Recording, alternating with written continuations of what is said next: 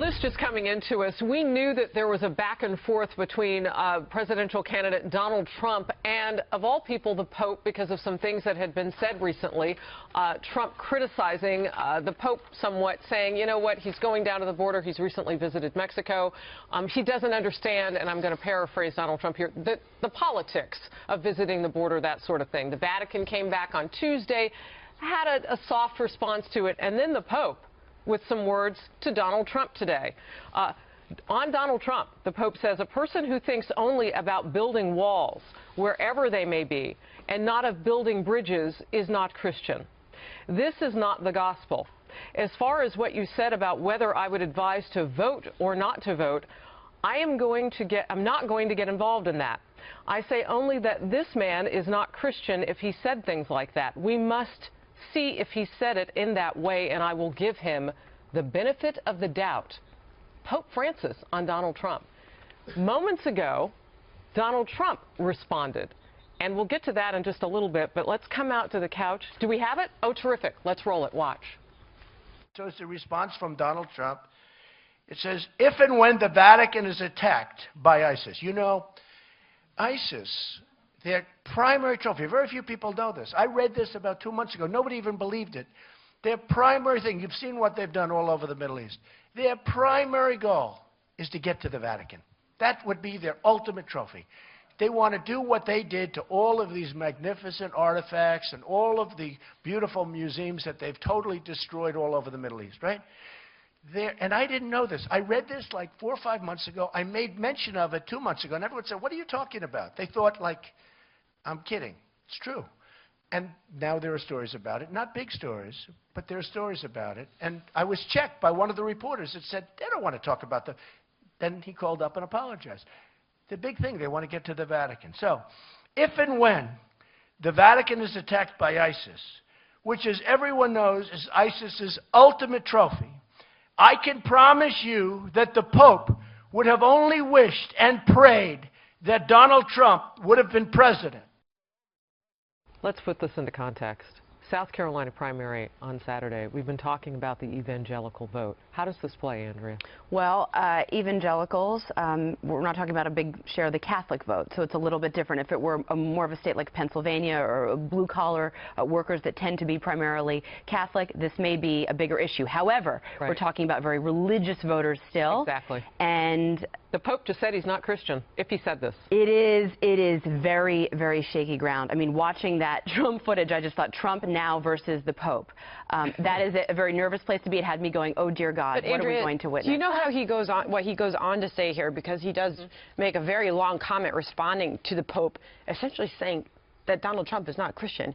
He went on to say, for a religious leader to question a person's faith is disgraceful. This is Donald Trump. I'm proud to be a Christian, and as president, I will not allow Christianity to be attacked like what is happening right now. And by the way, Donald Trump's camp said that there will be a statement sent out to the press shortly.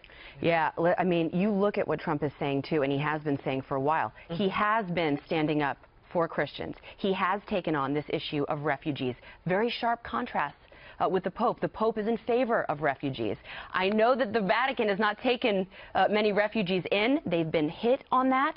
But there is a crisis with refugees. Donald Trump's been out in front on this issue. I'm fascinated to see how this is going to play out. If he handles it respectfully, like he has, which I do think. I think his tone is okay up until this point. When he just mentioned, as you said, Sandra, saying, don't question my religion, please. I want to defend Christians. I think that's appropriate. But I would be very careful, though, going forward. Am I the only one that thinks this is bizarre? I mean, I think this is absolutely bizarre that the Pope is getting involved with U.S. politics. I'm no Trump supporter. Everyone knows that. What, is the Dalai Lama going to jump in next? And the Pope continues to do things. He talks about climate change. I believe he's a socialist, or he was at one point in time. Like, all of this makes me very uncomfortable, and I'm no Trump supporter. All right, let me offer this up, Charles, before you go on. So before the initial notes that I read to you on what the Pope said today, it opened like this. The reporter, he was on a plane, he was flying back from his recent trip, so this was in Spanish and in Italian, so we got it translated. The reporter asked him about Donald Trump, and he said, the Pope said this, thank God he said I was a politician, because Aristotle defined the human person as an animal politicus, so at least I'm a human person. As to whether I am a pawn, well, maybe, I don't know. What's going on? Well, I got to tell you, last night I had this conversation with my wife, who is a Catholic, Puerto Rican, born and raised in the South Bronx, and never voted for anything but Republicans. She is very, very conservative. There's been a lot of demeaning of who's a Christian and not already in the GOP race. So I think Donald Trump probably shouldn't talk about that, because every one of these guys have demeaned each other's religion. I think that's unbecoming of the whole thing. I never try to question anyone's belief in God. Secondly, you know, it's one of these things where, again, going back to my wife, she loves the Pope, but she thought he went too far when he started talking about American politics and our safety and our borders and how much it costs to take in these refugees. Now, apparently the Vatican has 13 people who live there, and they took in 2 Syrian families. That's noble. It's not the kind of crisis that we're talking about in this country. I also think over the last 60, 70 years, since World War II particularly, America has saved the world on so many occasions, and we never get any credit for it. We spend trillions of dollars. We've lost hundreds of thousands of men and women. We sent them out over the world. And by the way, I still think we should be fighting for the world, not necessarily building democracies, but the world needs us. All right, we want to get in with this. You heard Sandra alluding to it a little bit, but let's watch it as Donald Trump said it about his faith. For a religious leader to question a person's faith is disgraceful. I'm proud to be a Christian, and as president, I will not allow Christianity to be consistently attacked and weakened, unlike what is happening now with our current president. Okay? Believe me. No leader, very important, and this has just been given out to the press 2 seconds ago, no leader, especially a religious leader, should have the right to question another man's religion or faith, especially when they feed all sorts of false information into them. They're using the Pope as a pawn, and they should be ashamed of themselves. That's the Mexican government. They should be ashamed of themselves for doing so, especially when so many lives are involved and when illegal immigration is so rampant and so dangerous and so bad for the United States. Okay? Period. That's it.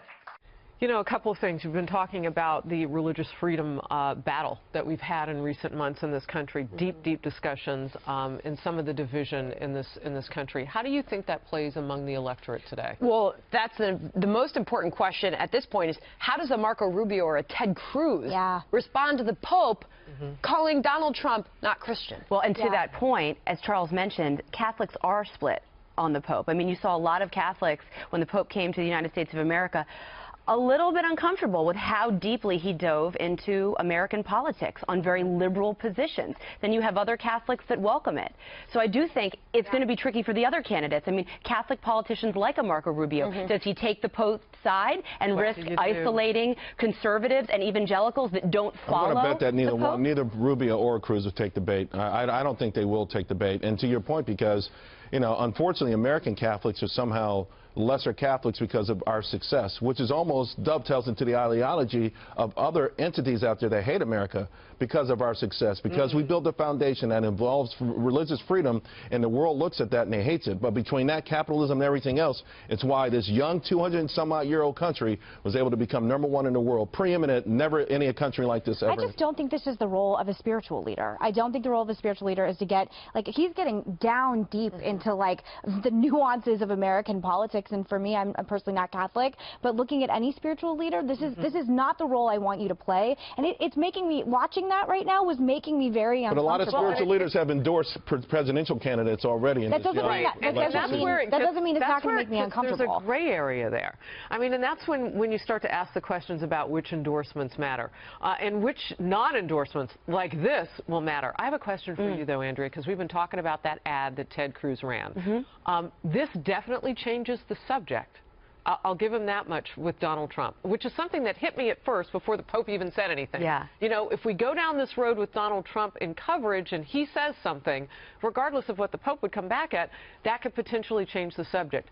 This does it. It does. And I didn't think the ad was going to be that effective anyway, because these are things that we've already heard Trump say. His supporters know that he has evolved on abortion, so there's no real news there. But this is big. And I do think that Trump's reaction just now was spot on. He brought it right back to policy. He had a respectful tone, and he hit the Mexican government, because if you look at the Pope's words, the Pope was very measured in what he was saying. He wasn't being acerbic towards Donald Trump. It was the Mexican government that is using the Pope for political reasons, and I think that the way that he sort of circled that square with his remarks, Harris, was pitch perfect to bring it back to policy, the border, and the immigration crisis that we're facing. Just one other quick thing to add in there that Donald Trump said in the middle of all that, because it was quite a long statement. He said the Pope only heard one side of the story and didn't see the crime, drug trafficking, and negative impact the current policies have on the U.S. He doesn't see how Mexican leadership is outsmarting our president. So you're right. Yeah, he's right. I go back to the original comments about building the wall and getting Mexico to pay for it, and everybody laughing, and how that became a punchline for a while. And now we're talking the Pope and Donald Trump.